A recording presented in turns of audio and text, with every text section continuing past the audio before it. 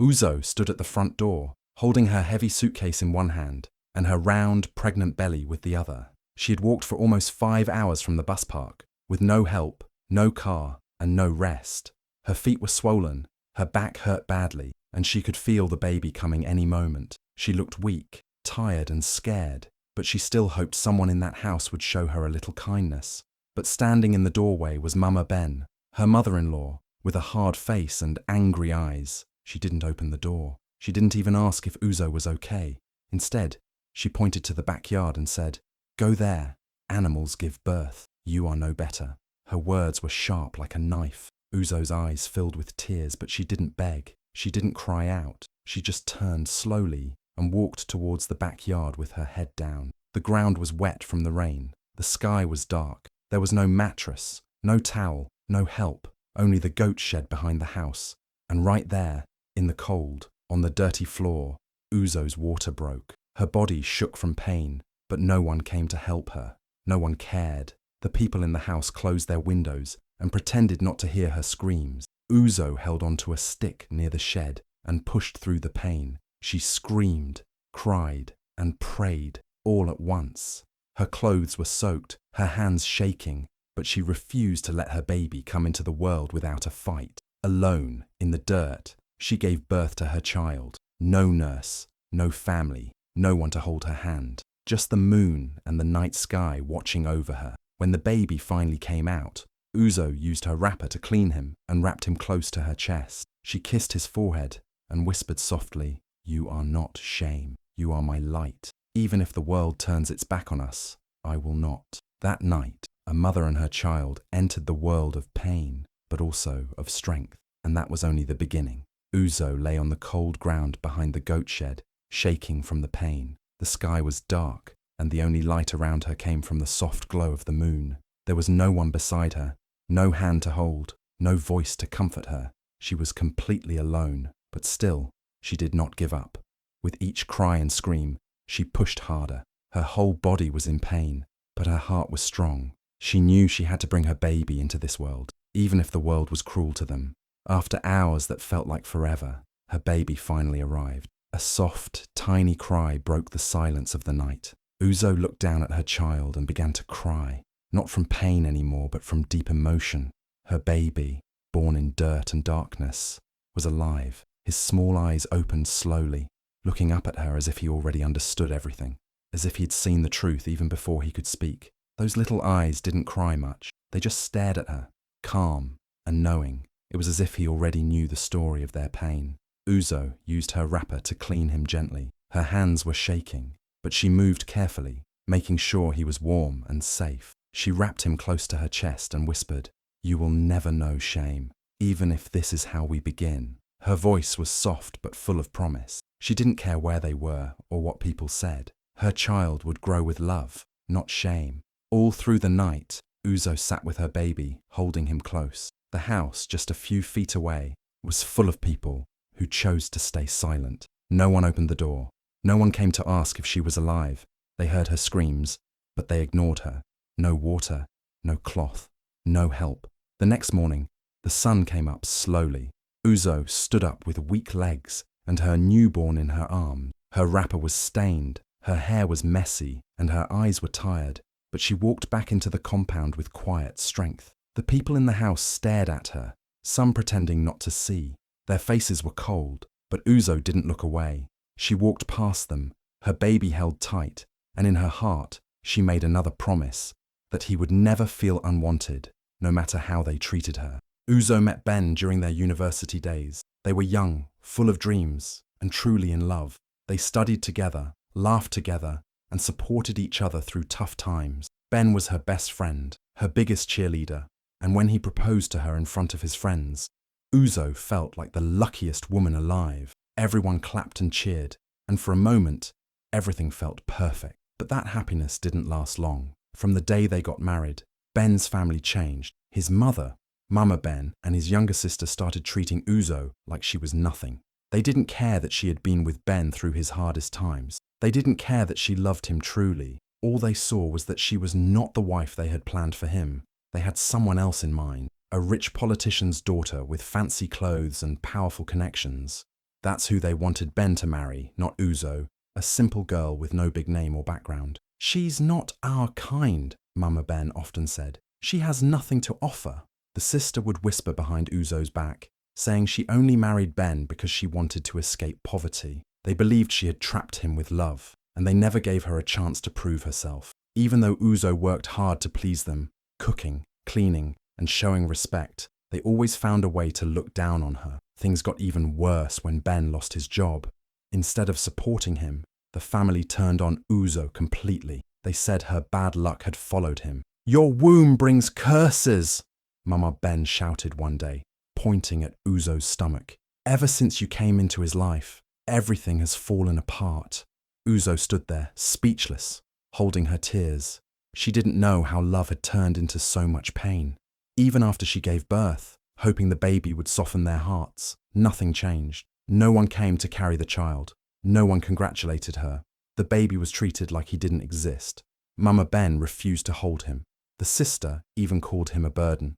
Uzo felt completely alone. She had done nothing wrong. Her only crime was not being the wife they wanted. But in her heart, she still held on to one thing, her love for her child, and the hope that one day, truth would speak louder than hate. Ben changed after marriage, but not in the way Uzo expected. He became quiet, too quiet. At first, she thought he was just tired or stressed from losing his job. But slowly, she realized it was deeper than that. Whenever his family insulted her, he said nothing. He never defended her. He just sat there, like a visitor in his own home.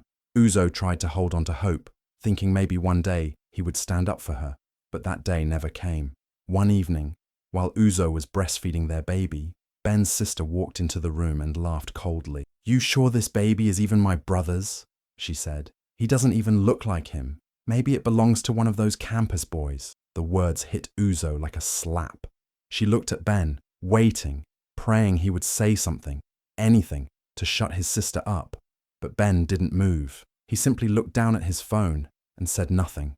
Later that night, he quietly placed a small pack of diapers on the table, like that would fix everything. Uzo stared at him with tears in her eyes. "Even my silence gets louder than your love," she whispered to him.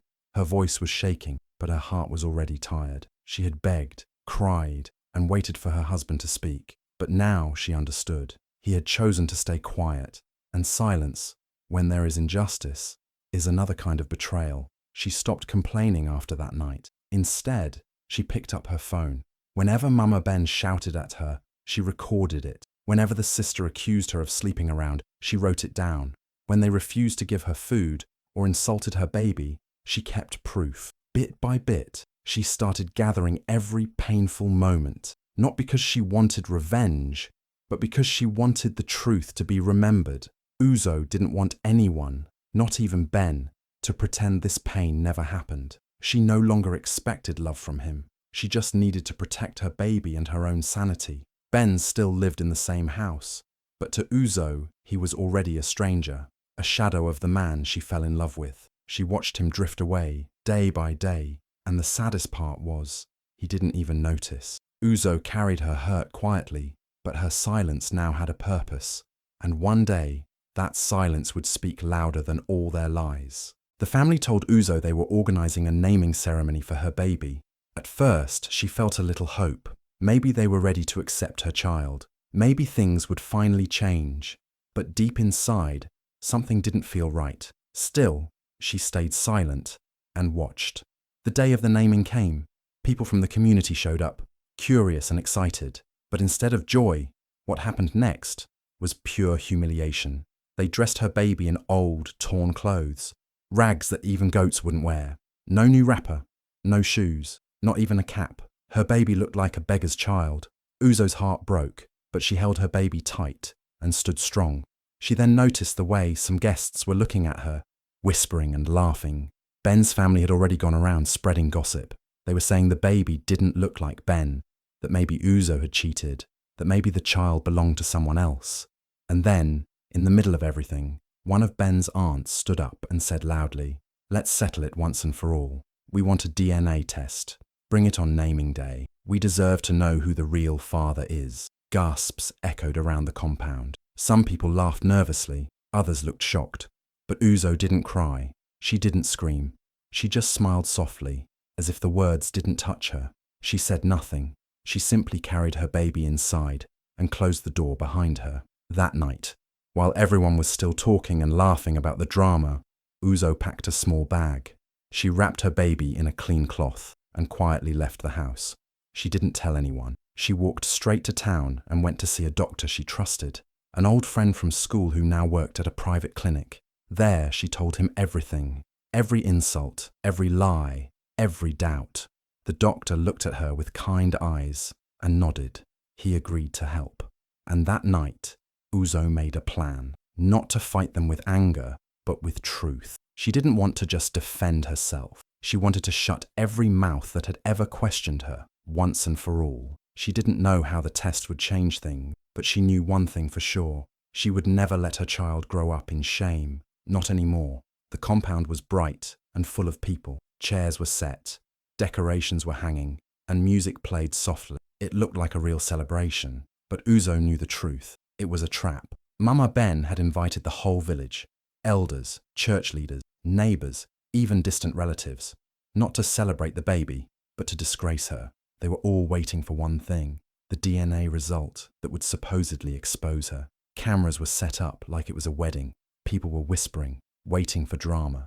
Uzo walked in slowly, dressed in a clean white lace dress she had borrowed. She held her baby close and walked straight to the front. Her face was calm, no fear, no tears, just silence and strength. Ben sat beside his mother, looking unsure and uncomfortable. His eyes didn't meet hers. His mother sat proud, smiling as if victory was near. The pastor cleared his throat, opened the Bible, and said, "We are here to name this beautiful child and bless this family." But before he could continue, Uzo stepped forward. She held out a white envelope and said, "Before we name the child, let's clear the air." The compound went silent. The only sound was the pastor opening the envelope. He pulled out the paper, read it, then read it again. His hands started shaking. His eyes widened. He looked up, confused. Then he read aloud, "DNA result confirms that Ben Chukwudi is the biological father of the child with 99.99% certainty." The compound exploded with noise. People gasped. Some clapped in shock. Others stared at Mama Ben, who now sat frozen. Her face changed. The proud smile vanished. Ben looked at Uzo, but she didn't look back. Uzo didn't say a word. She just picked up her baby and rocked him gently. She didn't need to shout or cry. The truth had spoken, loudly. Everything they tried to destroy her with had failed. The pastor stood quietly, unsure what to say next. Finally, he asked again, "What is the child's name?" Uzo looked at her baby and smiled. Then she said, "Truth. His name is Truth, because no matter how far lies go, truth always catches up." That naming ceremony was supposed to break her, but instead, it became the day she rose, the day she silenced every voice that doubted her, the day they all saw her, not as a victim, but as a mother who stood for herself with dignity. The crowd was still talking about the DNA result when Uzo gently raised her hand. Everyone went quiet again. She held up another paper from the envelope. "There's more," she said, her voice steady but firm. The pastor looked confused. Ben looked worried. Mama Ben shifted in her seat. Uzo continued, "This second page, it's from the same doctor. It's about something the test also found in my baby." People leaned closer. Some even stood to hear better. Uzo looked straight at Ben and said, "The baby has a rare genetic marker. It's something not common. But guess what? Ben has it too." Some people nodded. Of course, father and child could share traits. That made sense. But Uzo didn't stop there. She turned and looked directly at Ben's sister, Ada. "She has it too," Uzo said. And that's where the problem starts. Everyone was confused. Then Uzo dropped the real bomb. "This marker doesn't just run in any family. It only passes through very close blood. If my baby has it, and Ben has it, and Ada also has it." She paused. The silence was heavy. "It means Ben and Ada share more than just a roof. They share something deeper." Gasps filled the air. A baby started crying in the back, but no one moved. All eyes were on the front. Uzo turned to Mama Ben. "You called me a curse. You said I brought shame. But it seems your own secret is the real shame here." Ben's face was pale. Ada stood frozen. Mama Ben's mouth opened, but no words came out. Some elders started whispering. One old woman muttered, So that's why they always protected each other too much. The truth was now out. A truth that had been hidden for years. A truth that turned everything upside down. Uzo didn't scream. She didn't cry. She just held her baby and said quietly, "This child is Ben's, but Ben is not mine. He was never really mine, and I'm fine with that." The crowd didn't know where to look. The day they thought they would laugh at Uzo became the day they were forced to look at themselves. She turned and walked away slowly, her baby in her arms, leaving behind a compound full of shame, silence, and secrets. People started shouting. Some stood with their hands on their heads. Others covered their mouths in shock. The peaceful naming ceremony had turned into something no one saw coming. An elder man, who had been sitting quietly, suddenly collapsed. People rushed to help him, fanning him and giving him water. But the real storm was just beginning. Ben's father, who had always been the quiet type, slowly stood up. His eyes were red with anger, and his voice shook the air. "I told you! I told you, woman!" he shouted, pointing at Mama Ben. "That girl, Ada, is not my child." Everyone turned to look at Mama Ben. Her face went pale. She tried to speak, but her lips trembled. Ben's father went on. "Years ago, you came into my house with a baby growing inside you. You said it was mine. You begged me to accept her. And for peace, I did." His voice cracked with pain. "And now the whole village sees what your lies have done." Gasps filled the air. Some people couldn't believe what they were hearing. Mama Ben, the same woman who had insulted Uzo, called her names, and planned to disgrace her in public, had her own hidden shame. It was now clear Ada was not Ben's full sister. That's why the DNA test exposed something strange. And the most painful part, Mama Ben had known all along, but kept it secret. The people whispered. Some shook their heads. Others walked away saying, "Now we understand." This family that looked perfect from outside was hiding deep wounds. Uzo didn't say a word. She stood calmly holding her baby, her eyes watching the truth burn everything down. The pride, the insults, the fake respect, all gone in one afternoon. Ben stood there, confused and broken. He looked at the mother he trusted. He looked at Ada, who now stood like a stranger, and he finally understood why nothing ever made sense. Their perfect family tree had caught fire in front of everyone, and while the crowd tried to understand what just happened, Uzo quietly walked away again, not in shame this time, but with strength. She didn't need revenge. The truth had done the job. Ben followed her. His face was wet with tears. He dropped to his knees in front of everyone, begging Uzo not to leave. "Please, I didn't know. I was scared. I didn't want to lose my family," he cried. But Uzo didn't raise her voice. She didn't curse or scream. She just looked at him with tired eyes and said calmly, "A man who cannot fight for his wife is not a father my son needs." The crowd went silent. Her words hit hard. She didn't wait for more excuses. She adjusted her baby on her back, picked up her small bag, and walked away from the compound, not in anger, not in shame, but with strength, with peace. Ben remained on the ground, still begging. Mama Ben tried to speak, but no one listened to her. Their pride had crumbled. Their secrets had destroyed everything. Uzo didn't look back. She didn't need to. She had cried enough. She had been insulted, ignored, mocked, and through it all, she stayed quiet. But now, it was her time to choose peace for herself and her child. Later that week, a women's NGO that had heard what happened reached out to her.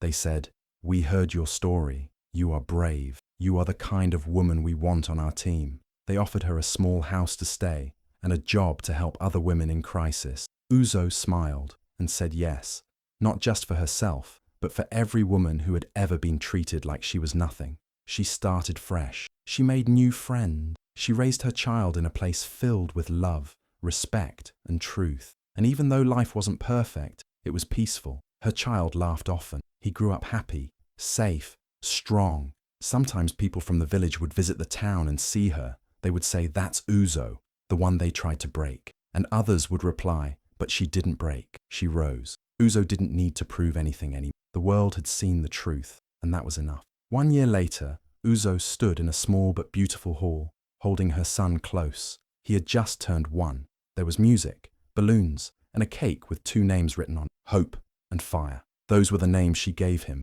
Hope, because he gave her a reason to keep going. Fire, because he was born in pain and truth, and his presence burned lies to the ground. On that day, Uzo shared her full story online. She didn't hide anything. She wrote with honesty, from her heart. The title of her post read, "I was treated like a dog. Now my son wears a crown." Within hours, the story spread like wildfire. Thousands of people read it. Women from all over the world sent her messages. Some cried, some shared their own stories. Many simply wrote, "Thank you, you gave me courage." People began to call her a warrior, a lioness.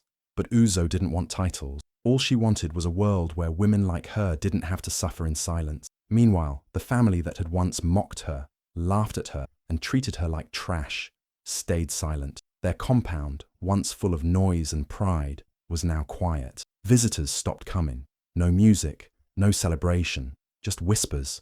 Whispers about the secrets that came out. Whispers about how they lost everything: respect, trust, and their son's love. People said, "Did you hear? Uzo's story is online. She's a star now." Others nodded and added, "That family should be ashamed. They tried to bury her, but they didn't know she was a seed." Uzo didn't post the story to shame them. She posted it to free herself and anyone else stuck in the darkness. And that was the power of truth. It doesn't wait. It doesn't knock. It enters like fire and burns down every lie, every wicked plan, every fake smile. Now, every time Uzo looked at her son, she smiled. She didn't see pain anymore. She saw light, a future, a boy who would grow up knowing his mother was strong and that he was born from love, not shame. And as they blew out his birthday candle, she whispered, "You are hope, you are fire, and no one will ever dim your light." If this story touched your heart, don't just scroll, share it. Let the world see what strength, truth, and a mother's love looks like. Tag someone who needs to hear this. Comment "fire" if you believe no woman should suffer in silence.